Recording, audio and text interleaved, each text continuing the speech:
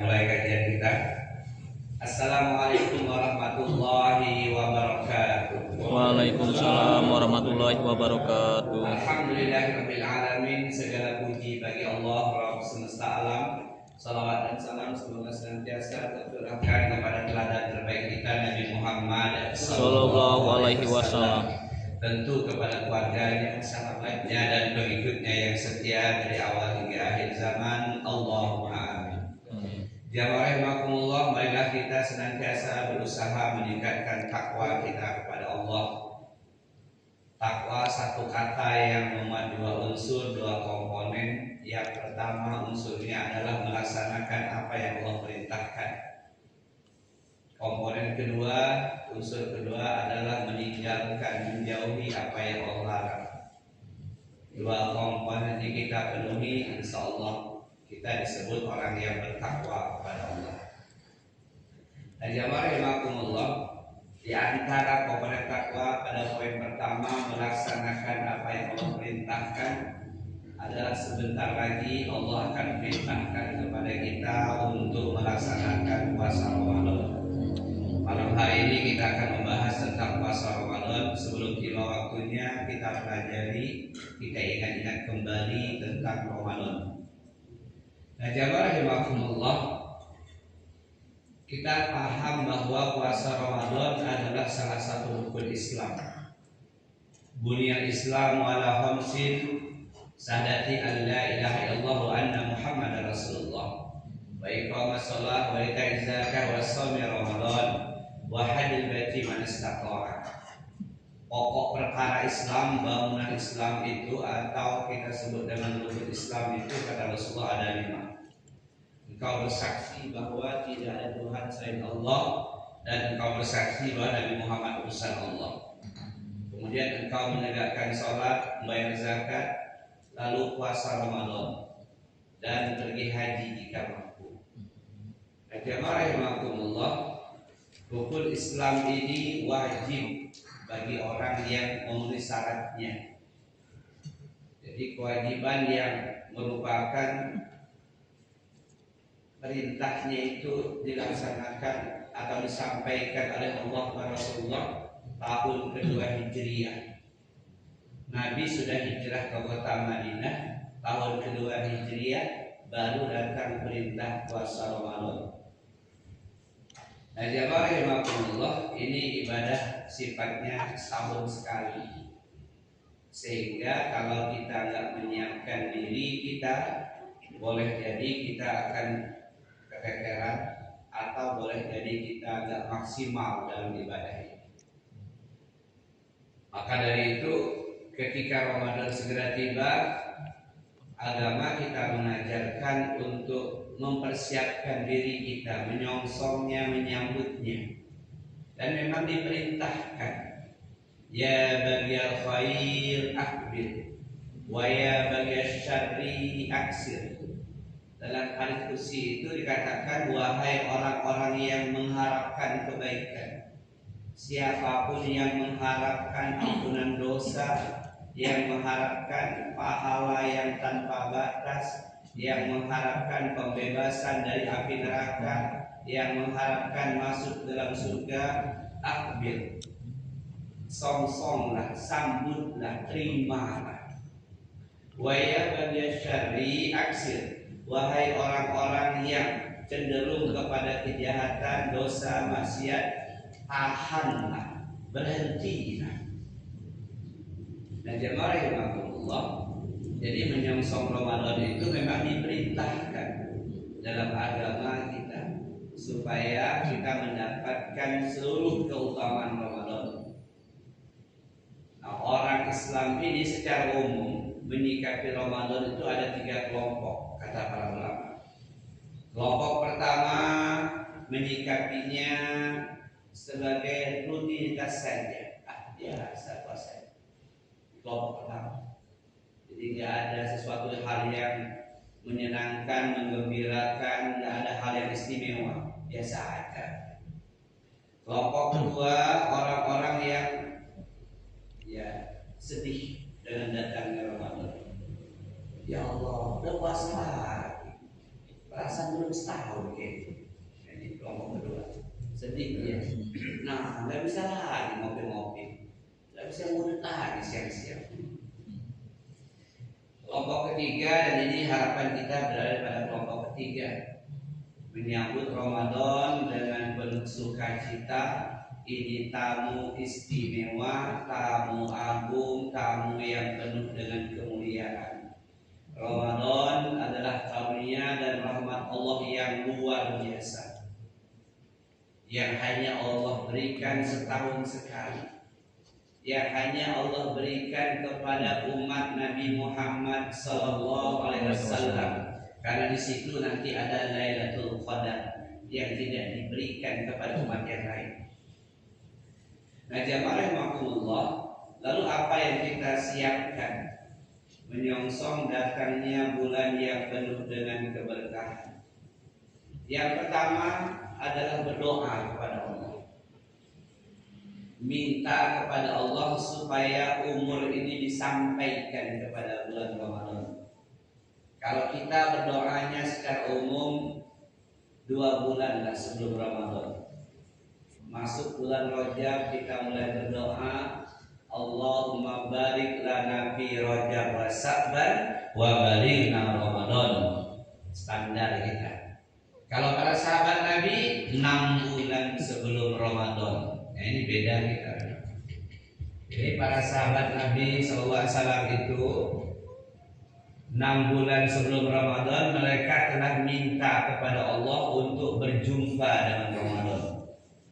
Dalilnya kanu yad'una Allah syitta ashhur ay balighuhum sahra Ramadan. Mereka para sahabat Nabi berdoa 6 bulan sebelum Ramadan agar bisa berjumpa dengan bulan Ramadan. Allahumma balighna Ramadan. Ya Allah, sampaikanlah kami kepada bulan Ramadan. 6 bulan berikutnya doanya minta kepada Allah agar seluruh amal di bulan Ramadannya Allah terima. Summa yad'una Allah sitta ashur ayyataqabbalahu minhum. 6 bulan berikutnya para sahabat Nabi berdoa kepada Allah agar amal-amal selama Ramadan diterima oleh Allah. Rabbana taqabbal minna salatana wa siyamana wa qiyamana wa ruku'ana wa sujudana wa tilawatana dan seterusnya. Banyaklah, terserah panjang berapa tergantung imam doanya. Ada yang panjang betul seluruhnya disebutkan boleh. Singkat juga boleh. Rabbana taqabbal minna salatana wa siyamana wa ruku'ana wa sujudana innaka antas samiul alim. Jadi jamaah rahimakumullah, poin pertama berdoa. Doanya banyak diajarkan Nabi. Tadi yang paling populer kalau di medsos, Allahumma barik lana fi Rajab wa Sa'ban wa barik Ramadan. Ya Allah, berkahi kami di bulan Rajab dan bulan Sa'ban dan sampaikanlah kami kepada bulan Ramadan.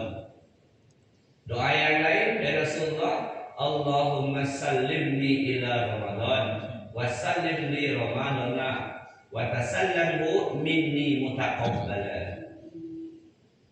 Ya Allah, hantarkanlah diriku kepada Ramadan dan hantarkanlah Ramadan kepadaku dan terimalah amal-amalku selama Ramadan. Jamaah rahimakumullah. Jadi poin pertama banyak berdoa. Nanti kalau sehari menjelang puasa, sore ba'da asar sampai dengan maghrib, Nabi ajarkan doa khusus.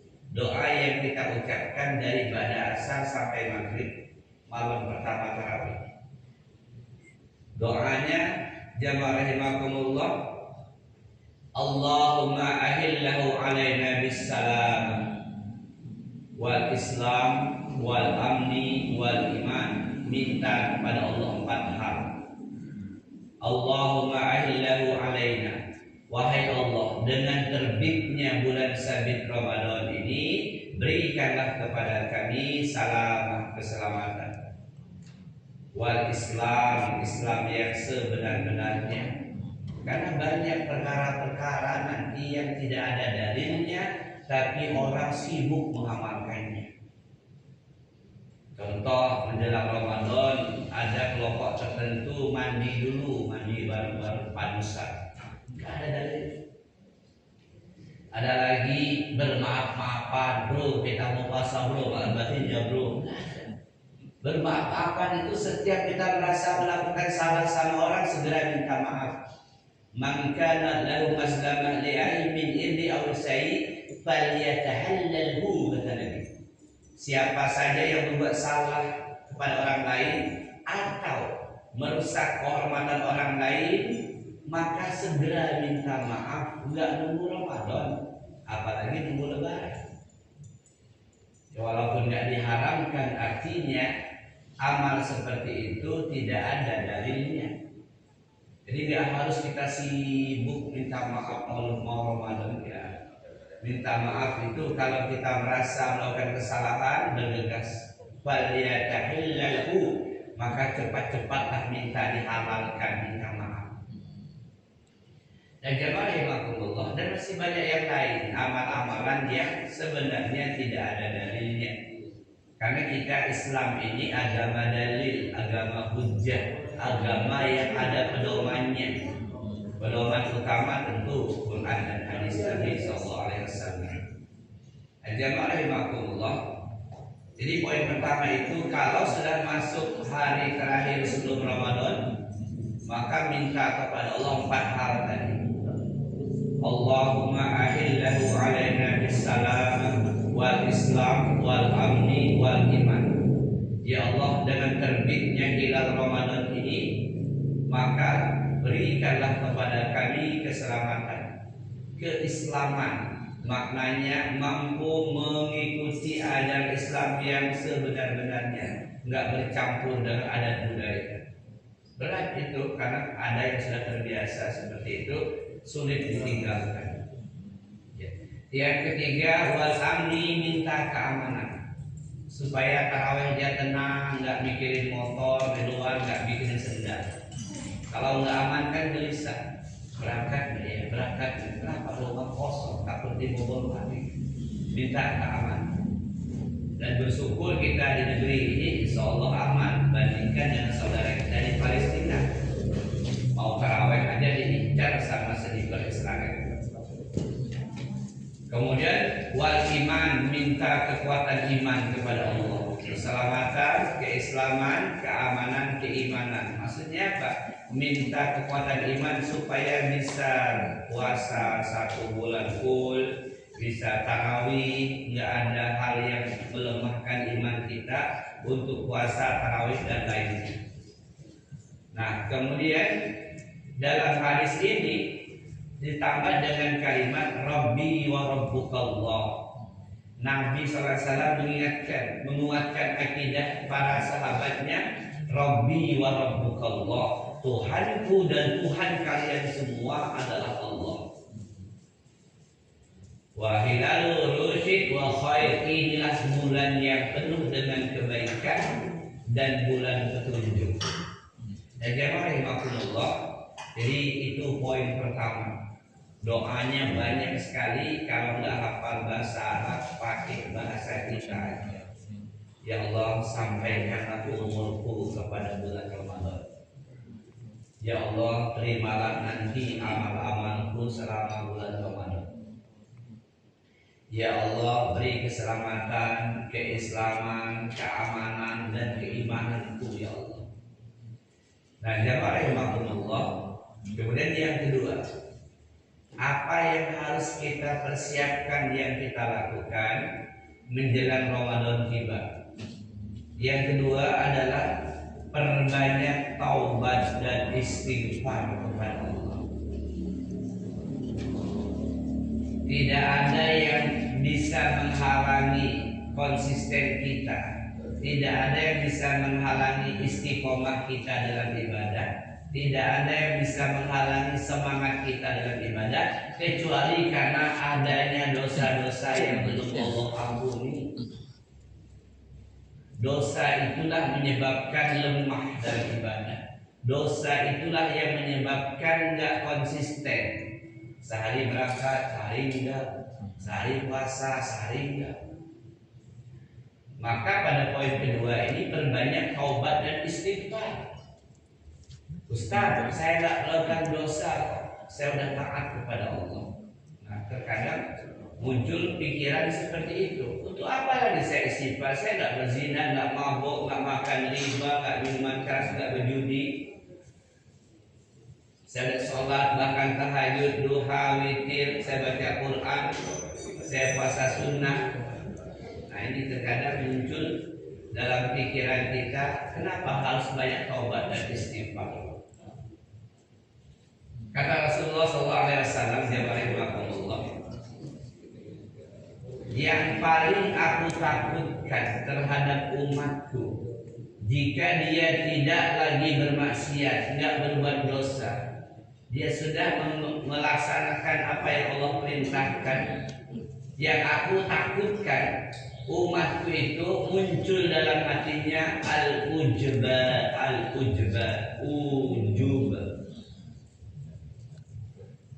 Nah, jawabannya. Jadi kalau kita merasa nggak bermaksiat lagi, sudah rajin ke masjid 5 waktu, Nabi itu paling khawatir terhadap umatnya yang sudah seperti itu terkena penyakit ujub, bangga dengan amalnya, merasa bahwa amal-amal yang dilakukannya bisa dia lakukan semata-mata karena kekuatannya, karena usahanya, karena ikhtiarnya, karena ilmunya, karena seniornya, karena alimnya. Dan itu kata Nabi, lebih besar dosanya dibandingkan maksiat yang kau tinggalkan. Karena ujub, bangga dengan amal-amal solihnya, akhirnya dia menghilangkan peran Allah, menganggap apa yang bisa dia lakukan semata-mata karena kekuatannya, karena usahanya. Padahal tiap hari dia mengatakan iyyaka na'budu wa iyyaka nasta'in. Gak mungkin kita bisa ngaji ini kalau bukan karena pertolongan Allah. Gak mungkin. Masih banyak lah gawe-gawe yang lain. Gak mungkin kita bisa berjamaah sholat maghrib kalau bukan karena pertolongan Allah. Sehingga kata Rasulullah yang kau khawatirkan itu, ketika kalian gak lagi bermaksiat, sudah taat, aku sangat khawatir kalian tertimpa penyakit ujub. Dan ujub ini kata para ulama adalah termasuk dosa syirik, walaupun levelnya syirkul azwar, syirik kecil. Kenapa dikatakan ujub itu dosa syirik? Karena dia menafikan, meniadakan peran Allah dalam ketaatannya. Dia merasa ini murni karena kekuatannya. Miriplah seperti Qarun, ya. Dia merasa harta kekayaannya itu semata-mata karena ilmu dagangnya. Innama utitu ala ilmin indi, kata Qarun. Qarun, hebat betul, kamu ini kaya betul, aku ini pintar dagang. Qarun, kamu luar biasa, hebat, dulu kamu miskin, sekarang kaya raya. Aku ini dapat semua ini karena kecerdasanku, ilmu dagangku. Kita kadang sering terucap itu. Wajarlah anak saya dipintarkan, pintarnya di mana-mana. Kalau sudah ujub, dia tidak sadar, sudah ada penyakit hati, dalam hatinya bisa melakukan ibadah karena kehebatannya, karena kekuatannya, karena usahanya, nanti dia akan naik level, akan jadi takabur, sombong. Dia akan meremehkan orang lain yang nggak bisa seperti dia. Alah, subuh aja nggak bisa, kau mati kayak mana yang mandi itu? Dia akan meremehkan orang lain. Gitu aja nggak sama. Oh, apa susahnya puasa? Itu udah level, udah lebih mengerikan lagi. Tadi ujub, bangga dengan amal solihnya, merasa itu hasil kekuatannya sendiri, melupakan pertolongan Allah. Nanti dia kalau dia lupa, tetap nggak ingat, dia akan takabur, sombong. Sombong itu batal haq wa ghamdun nas, menolak kebenaran datang dari Allah dan meremehkan manusia, meremehkan orang yang masih maksiat, meremehkan orang yang belum bisa taat. Jamaah rahimakumullah. Jadi masih sibuk semua ya, jadi nggak fokus dengan apa yang saya sampaikan. Sana sini ngaji harusnya fokus. Dengar aja belum tentu kita nyambung belum tentu bisa memahami belum tentu bisa mengamal. Banyak orang ngaji 15 tahun nggak berubah ya, tetap sangat itulah, muka serem bengis, sholat 5 waktu rajin, tiap malam tahajud tapi nggak pernah senyum sama orang. Banyak orang ngaji kemana-mana, dia hanya sopan lembut kepada satu kelompok, dengan dia dengan lain dingin. Nah, jamaah rahimakumullah. Kita lanjut. Jadi yang kedua, perbanyak taubat dan istighfar. Di antara sebabnya itu, ketika sudah tidak bermaksiat, ketika sudah taat, maka Nabi khawatir muncul ujub di hatinya, bangga dengan amalnya, merasa telah jadi orang alim dan solid dengan mengandalkan ibadahnya kepada Allah. Kalau sudah ujub, nggak sadar juga, lebih parah lagi dia akan sombong, dia akan meremehkan orang lain yang masih belum bisa ibadah, dia akan meremehkan orang lain yang masih maksiat. Ada gawe kamu orang ada neraka orang muslim. Dia akan mudah memvonis orang lain yang belum bisa taat kepada Allah.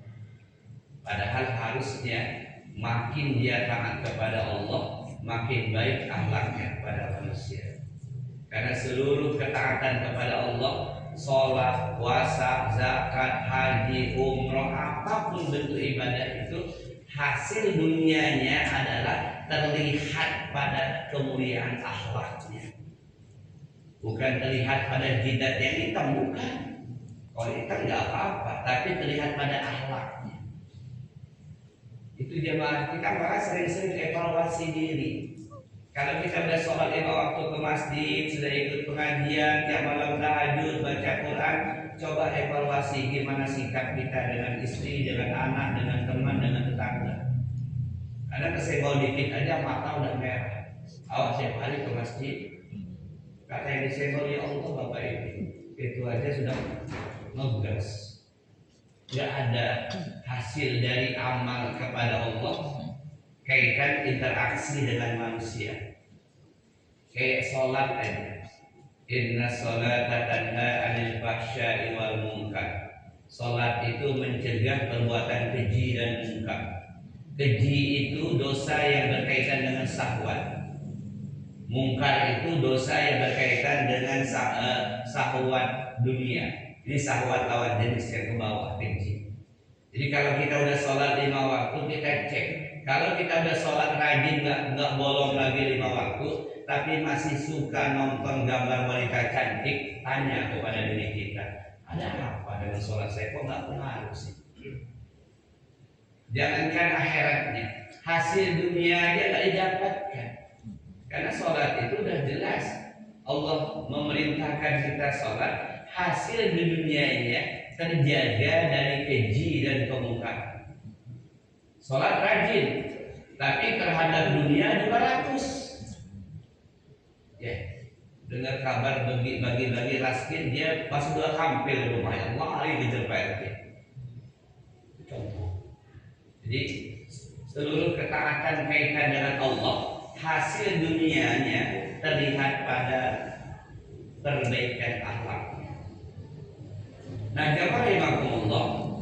Lalu yang kedua tadi, pertama banyak doa, song-song Ramadan. Kedua, perbanyak taubat dan istighfar. Kita ini manusia biasa. Dalil umumnya, kaidahnya, al-insanu mahalul khata' wan nisyan. Manusia itu tempatnya salah dan lupa. Sering kali melakukan kesalahan lalu melupakannya, merasa enggak melakukan apa-apa, padahal seringkali hilang, salah, mudah sekali melupakan dosa-dosanya. Sehingga kalau dosa itu belum Allah ampuni, sulit dia untuk konsisten dengan ibadah puasa. Berat dia untuk menghatamkan 30 juz itu. Nah, jamaah rahimakumullah. Jadi dalil yang kedua, mengapa banyak tobat dan istighfar? Karena manusia tempatnya salah dan lupa. Dalilnya al-insanu ma'al khata' wa nisyan. Ini bukan hadis, ini kaidah umum. Di Quran itu kurang lebih 20 sifat buruk manusia dijelaskan oleh Allah. Sombong, bakhil, tergesa-gesa, rakus, mudah marah, itu sifat manusia. Al-Quran menjelaskan seperti itu.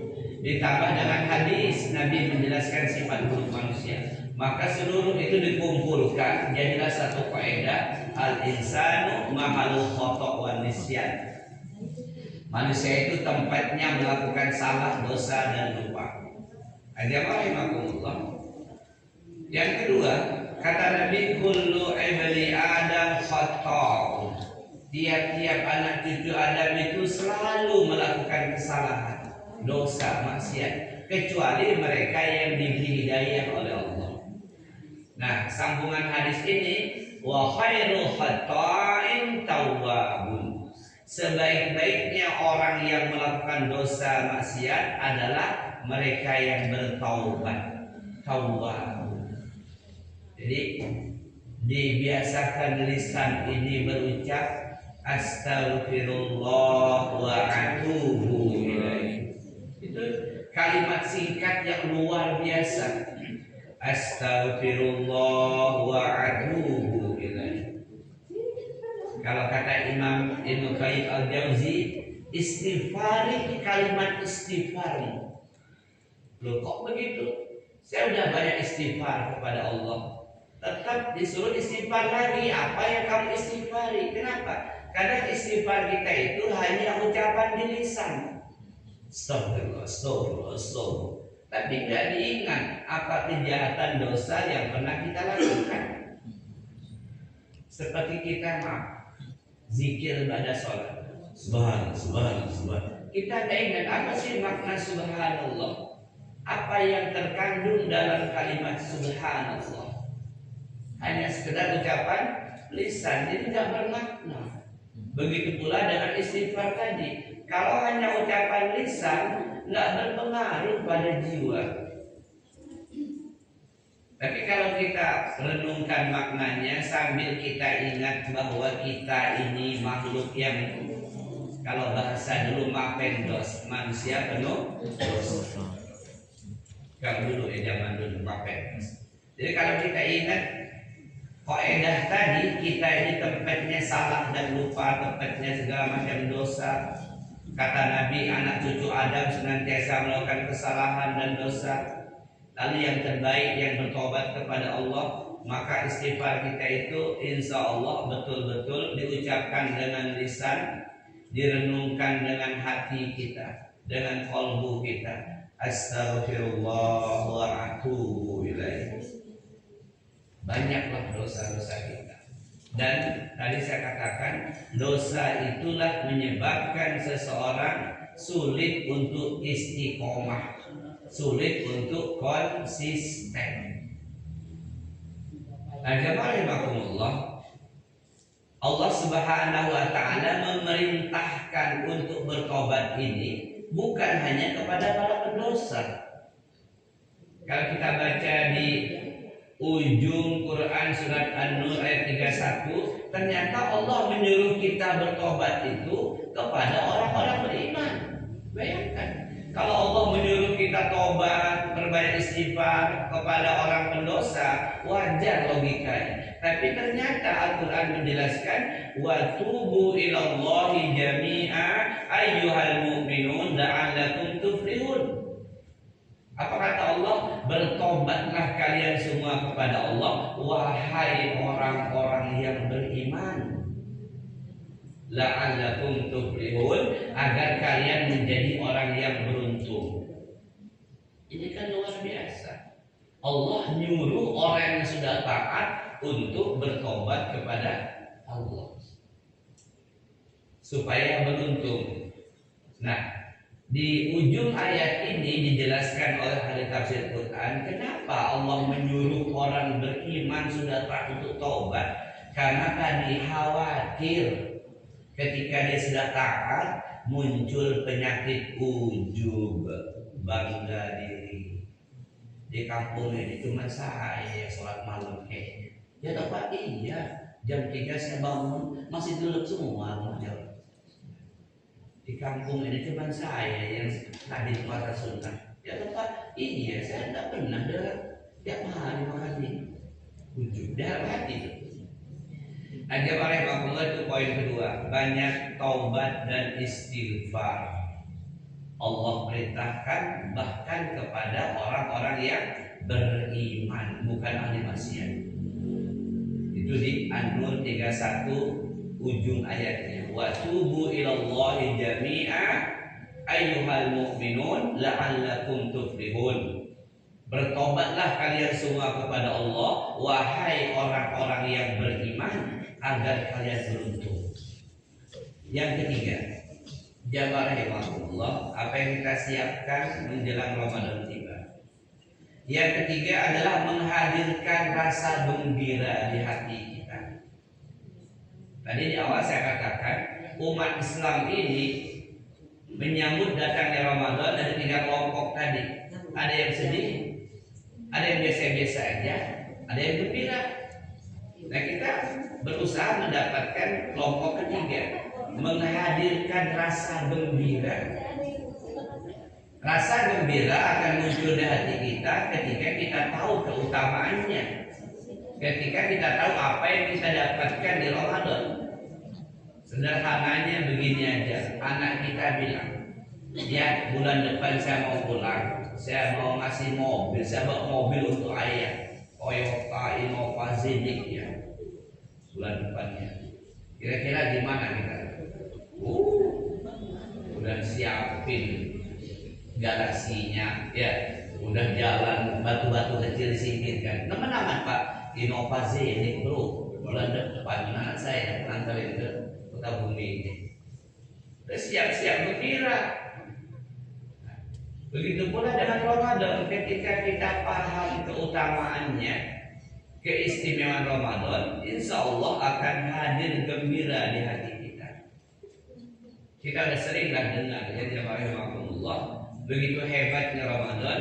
Inilah bulan yang ada pengampunan dosa sampai 100%.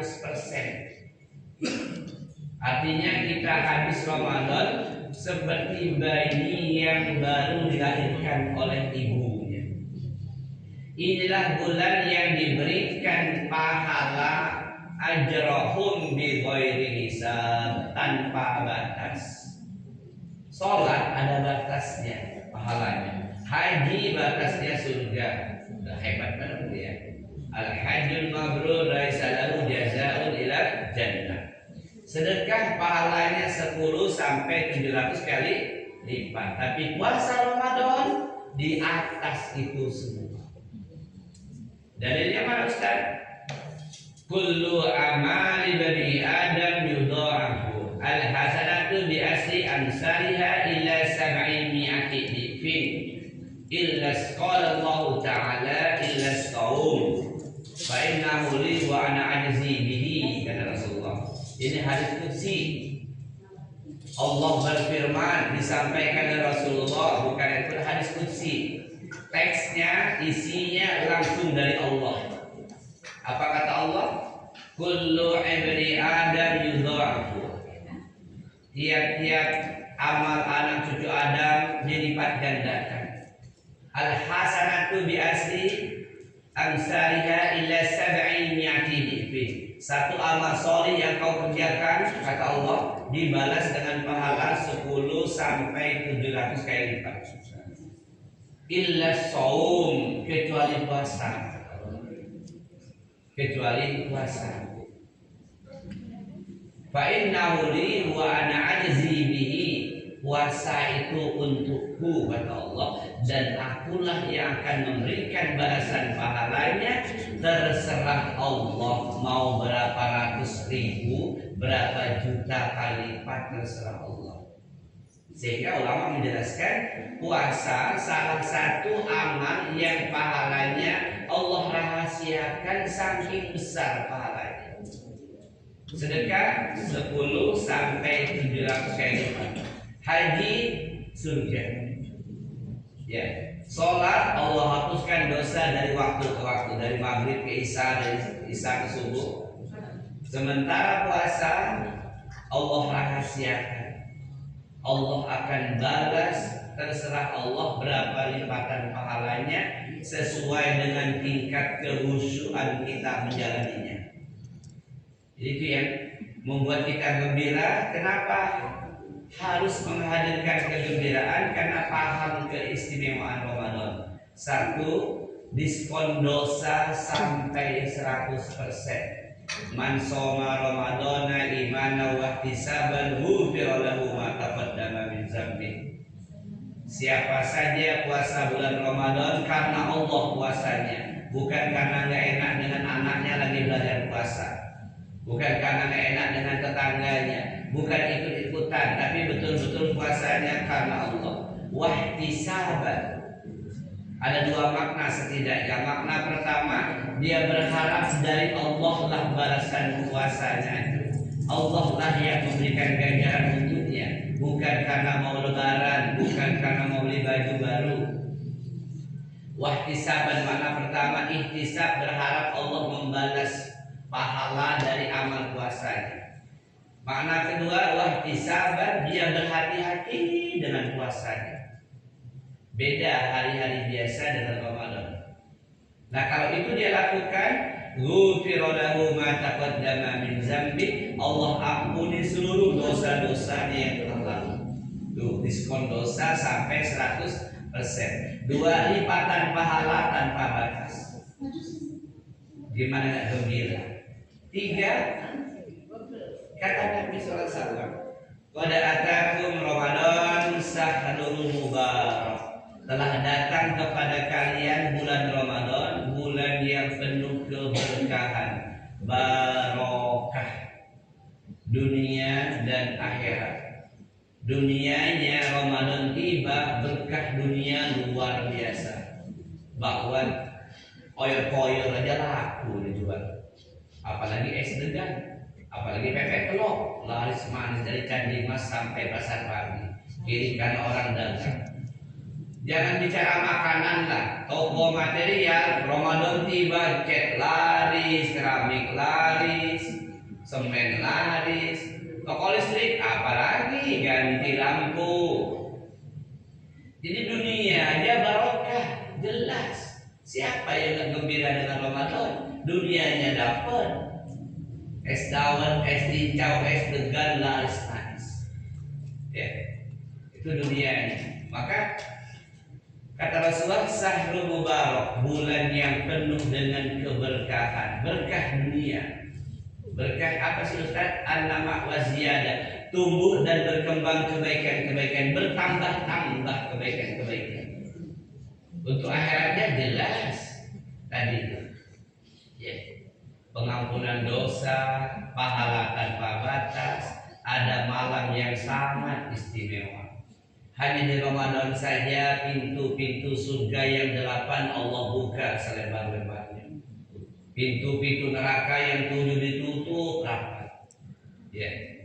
Sahrul Ramadan, sahrul mubarak. Kataballahu alaikum siyama, diwajibkan kepada kalian puasa, kata Nabi. Fihi tuftahu abwabul janan, dibuka seluruh pintu surga. Watuk laku fi abwabul jahim, ditutup pintu neraka. Watuwalu fihi syayatin, dibelenggu setan-setan. Fihi lailatul khair min alfi syahri, di dalamnya ada 1 malam yang lebih baik dari 1000 bulan. Bagaimana enggak mendatangkan kegembiraan? Dan setiap hari dan malamnya Allah membebaskan banyak hamba-hambanya dari azab neraka. Jamaah, nama kita ini tertulis di dua tempat. Absen kita ini kata Nabi, di surga ada nama kita, di neraka juga ada nama kita. Kapan Allah menghapuskan nama kita yang tertulis di neraka?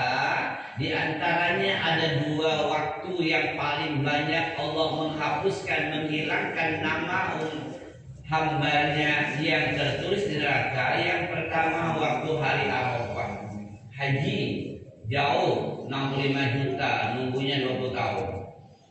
Tapi ada yang istimewa, kapan? Di bulan Ramadan, nunggunya setahun. Waktunya panjang, sebulan. Kalau Arafah hanya sebentar waktunya, hanya beberapa jam. Di dua waktu inilah Allah paling banyak membebaskan hambanya, menghapuskan nama mereka yang tertulis di neraka. Nah, jamaah rahimakumullah. Jadi hadis yang mengatakan sepertiga Ramadan adalah keberkahan, sepertiganya lagi adalah pembebasan dari api neraka, sepertiganya lagi penghapusan dosa, sepertiganya lagi pembebasan dari neraka. Itu hadis dhaif, lemah, nggak bisa dijadikan sandaran. Alangkah sedihnya sudah 10 hari puasa, hari ke-11 mati, belum dapat pengampunan dosa. Itu sudah disampaikan pada Ustaz, dicek lagi. Kenapa? Ada hadis lain yang memberikan dukungan kepada kita. Tiap hari, tiap malam Allah membebaskan nama-nama hambanya yang tertulis di neraka. Dia bisa tunggu 20 hari baru bebas dari dapat pengampunan dosa. Enggak, rugi amat. Enggak nunggu 30 hari baru bebas dari azab neraka. Sedih amat, hari 29 mati dia. Enggak, hari pertama saja. Jamaah rahimakumullah. Saya bacakan hadisnya. Ya baghiyal khair akbil wa ya baghiyal syarri aksir. Walillahi utaqa'u minan nar wa zalika kulla lailah. Nah, ini malamnya. Wahai yang mengharapkan kebaikan, yang mengharapkan ampunan dosa, yang mengharapkan pembebasan dari api neraka, yang mengharapkan surga Allah, sambutlah, bersegeralah dengan Ramadan. Wahai yang mengharapkan keburukan, yang jatuh dalam kemaksiatan, berhentilah berbuat dosa dan maksiat di Ramadan ini. Kemudian walillahi mutaqaa minan nar wa zalika kulla lailah. Allah memiliki hamba-hamba yang diselamatkan dari api neraka pada setiap malam bulan Ramadan. Setiap malam. Bukan nunggu sampai 30 hari, enggak. Kemudian yang hari-hariannya jamaah rahimakumullah. Inna lillahi fi kulli yawmin itqa'a minan nar sahru Ramadan wa inna likulli muslimin da'watan yad'u biha wa yastajibu lah. Sesungguhnya Allah membebaskan hamba-hambanya dari api neraka pada setiap hari di bulan Ramadan. Setiap hari. Jadi kalau misalnya hari pertama kita puasa nih, puasa hari pertama, puasanya betul-betul karena Allah tadi. Man soma Ramadana imana wa ihtisaban. Puasa baru dapat sehari. Kemudian berbuka. Karena lapar banget, nggak pernah puasa sunnah jarang. Telepon nggak dikunyah lagi, ditelan, nyampur. Mati dia malam itu. Pengumuman inna lillahi wa inna ilaihi rajiun. Surga jaminannya buat dia. Jadi nggak nunggu 10 malam, nggak nunggu 20 malam, baru hari pertama dia puasa. Asal puasanya betul-betul karena Allah, utaqa'a minan nar, dihapuskan namanya yang tertulis di neraka, dibebaskan azab neraka. Jadi kalau nunggu sepertiga, 10 hari, kelamaan coy. Mati hari 29 sedih dari Allah, belum bebas dari neraka. Enggak, ini hadis yang sahih. Jadi kalau kita ngaji jemaah, di samping kita pahami dalil Quran hadisnya, Kita pakai juga akal kita. Apa iya sih? Nunggu 30 hari baru pembebasan dari api neraka. Enggak. Itqa aminan nari sejak hari pertama. Sejak hari pertama. Ya. Hari pertama lolos. Kemudian sahur, makan sahur hari kedua. Lagi makan sahur mati lampu. Ya. Ikannya keselak, tulangnya nyangkut di sini. Mati dia makan sahur, dia udah niat puasa untuk besok, jaminannya surga. Kulla lailah, tiap malam, kulla yaum, tiap siang Allah membebaskan begitu banyak hambanya dari azab api neraka. Nah, tetap kita lewat di atas neraka tapi aman, selamat. Inilah keistimewaan Ramadan. Maka kalau paham istimewanya Ramadan, yakin orang beriman gembira. Gembira, Masya Allah, dapat puasa sehari, mati dia tinggal, dia selamat dia. Asal tadi puasanya betul-betul karena Allah. Nah, jamaah rahimakumullah, itu poin ketiga. Menghadirkan rasa gembira ketika Ramadan tiba, karena Ramadan bulan yang penuh dengan keistimewaan. Yang terakhir, yang keempat, ya rahimakumullah, singkat saja kita baca lagi fikih tentang puasa Ramadan. Ini kan ibadah tahunan, kadang kita lupa. Ya, kadang kita nggak ingat lagi yang membatalkan puasa. Kalau yang membatalkan puasa itu secara sederhana, nggak ribet, nggak usah bahas yang jelimet. Ustaz, kalau kentut di kolam renang batal nggak Ustaz? Lah, ilaha illallah, ngapain bikin kentut kolam renang? Ustaz, kalau mupil batal nggak? Kita ini kadang beragama itu merepotkan diri sendiri. Agama Islam ini mudah, nggak berat-berat. Yang membatalkan secara umum itu untuk laki-laki hanya 4 saja. Makan dengan sengaja, minum dengan sengaja, muntah dengan sengaja, kemudian hubungan badan laki bini siang hari. Yang 4 itu yang perlu diingat.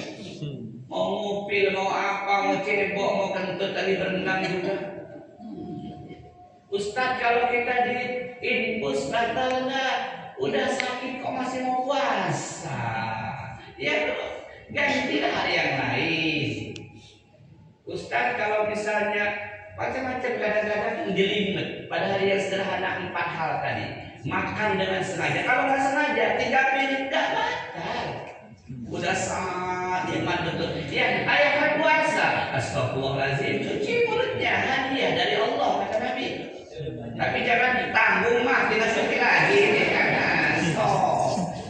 Minum gelap. Ayat puasa. Astagfirullah, sudah. Lanjutkan puasanya. Itu apa? Hadiah dari Allah. Hadiah dari Pak RT yang kita terima, apalagi hadiah dari Allah. Tapi jangan disambung, tanggung mah udah minum sekalian lah, kopi mah bikin. Makan dengan sengaja, muntah dengan sengaja, minum dengan sengaja, hubungan badan siang hari bagi laki-laki. Perempuan ditambah haid atau nifas, ya udah. Gak usah bikin korek kuping batal, udah lah. Yang batal itu dicolok sampai dalam itu batal, bisa rumah sakit. Nah, yang kita khawatirkan itu yang membatalkan pahala puasa.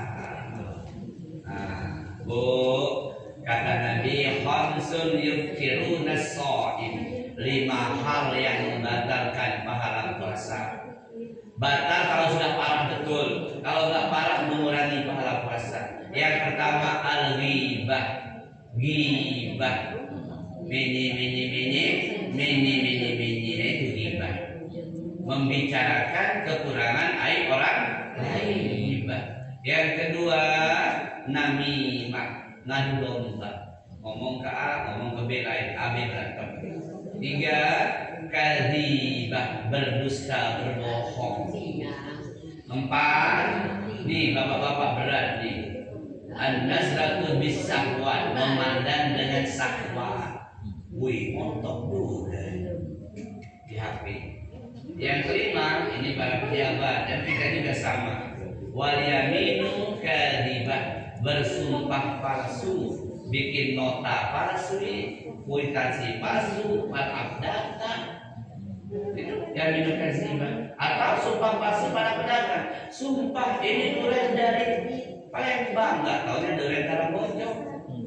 Sumpah ini ikan nila dari Ranau, nggak taunya nila Palembang. Habis pahala puasanya. Puasanya nggak batal tapi pahalanya zuhur. 5 hal.